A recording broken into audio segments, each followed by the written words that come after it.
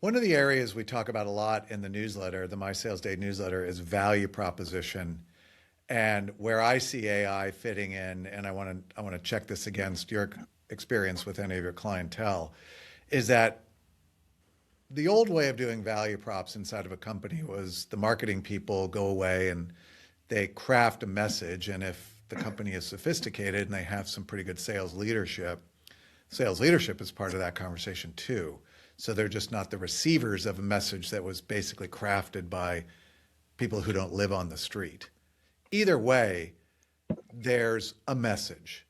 And more often than not, it's a one size fits all.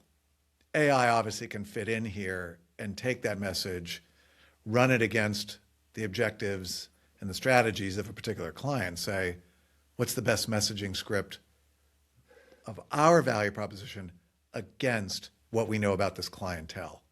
Are you Yeah, seeing any of your clients do that yet? Are they embarking yeah. on that?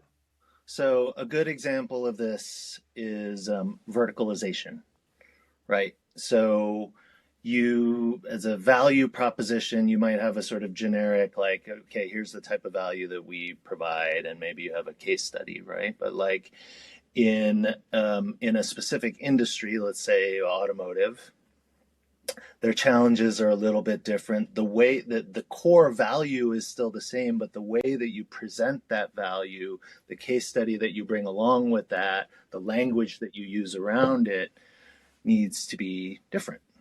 Um, Mhm. and what AI does in this case is give you the ability to really just sort of version that value proposition really easily and really specifically, right, to the point where you can define really narrow segments.